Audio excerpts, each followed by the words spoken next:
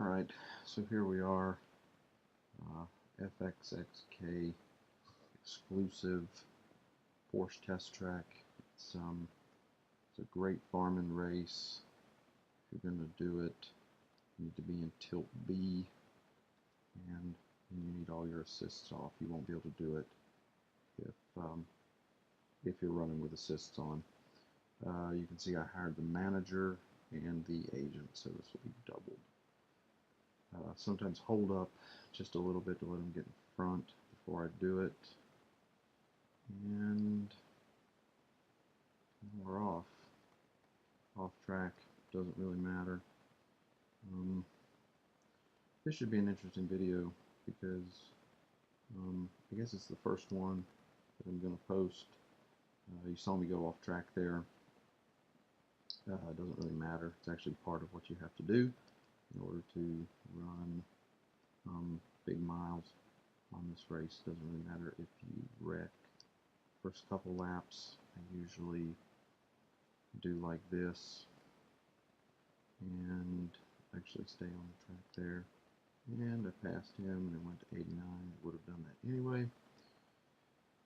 The next one, you don't really try to manage the timer, because eventually you will get to a point where the robot cars just never run out. That was actually not a good thing to do because it really kills my momentum going down that straightaway. Still staying on the track. On the next lap, I'm going to take that turn sequence a little bit differently. Around the turn, you do want to stay on the track up here. You don't want to do that. Of course, I would do something like that just as I said. You need to stay on the track. No, that was not intentional. Off track, try not to skid. You can go wide over here. That was actually still on the track. Break him down into here.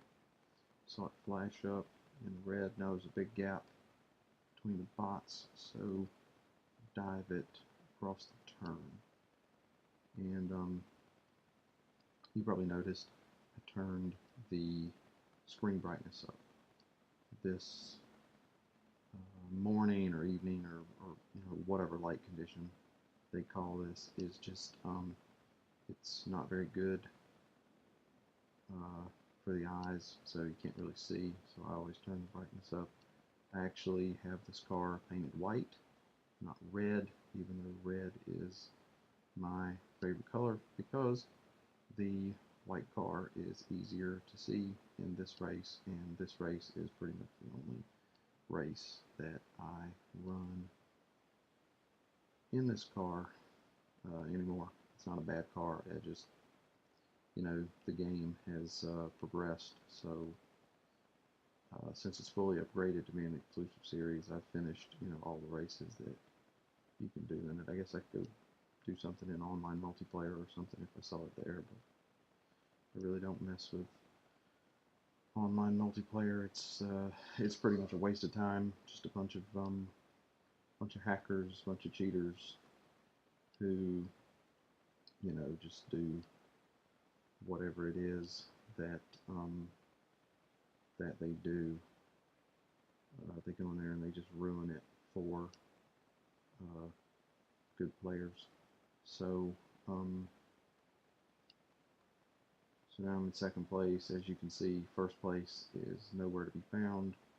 First place, I think, was somewhere close to 40 miles.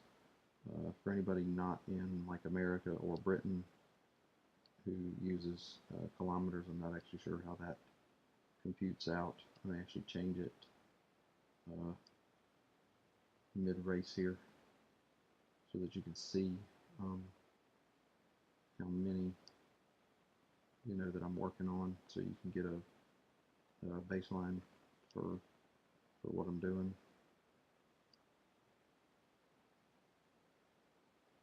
A little bit of a skid, doesn't really matter. At this point in the race, basically you want to be chopping it across that turn every single time.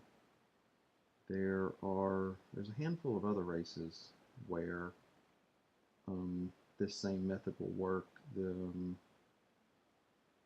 Lamborghini Centenario, or whatever the newest Lamborghini is, it has a race like this. There's one in the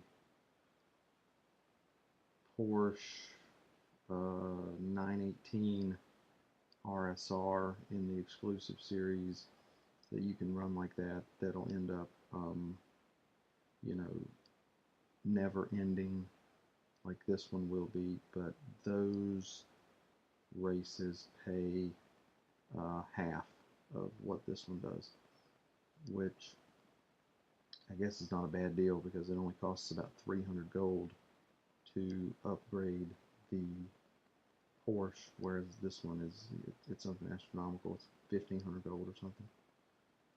It's something foolish. At least the exclusive series gave you a little bit of that back, but it was only 150 or something. Oh look, the mileage counts over 10 miles. That's not bad. This race is sort of just a race where you can get in a rhythm to meet the cars in pretty much the same place every lap. There's really no end to what you can do in this race. It's all sort of just based on whatever your stamina is. You know, I know people who've gone 1,300 miles or something. You know, it takes them 12, 13, 14 hours. And I can't. I can't foresee myself ever doing something like that. Obviously, you just saw me hit the wall there. That's not good. I'll actually have to go back and watch this video to see if there's a gap in the audio and in the video. I'll have to try to figure something out to do that. There's not a lot I can do for now because my hand is already sort of contorted around because there's a wire obviously coming out to input this back to my computer. So I don't really want to contort my hand even more to have the microphone plugged into the phone.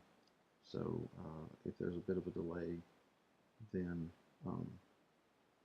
sorry about that.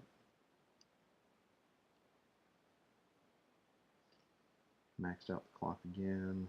I'm at about 14 and a half miles. So this is usually the time you've started seeing the box become more regularly spaced. And so when you start seeing them like that, that's when you know you're basically past the level where you could lose, and not that you can't lose here, but once you're actually to this point, it gets really difficult. You really have to do something terrible. Actually, you have to sort of do multiple things really terrible in order to lose. So just sort of remember that once you get to here, 15 or 16 miles. Actually, once I'm on that back straightaway, I'll pause it and switch to kilometers so that you can see what we're looking at as far as kilometers. And apologies if the video is skipping any. So we'll go to KPH and we'll come back. So 26 and a half kilometers is what we're at. Oh, back windshield busted.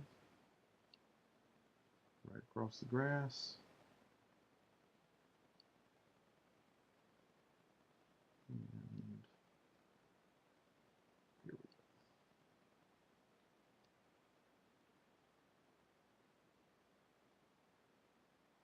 So once you're to this point, you end up getting to where you just max out the clock on every lap. You'll just max out the clock. So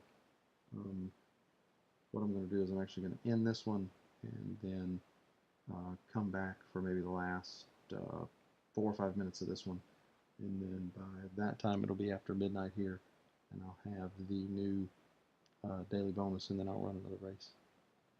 So see you in a little bit.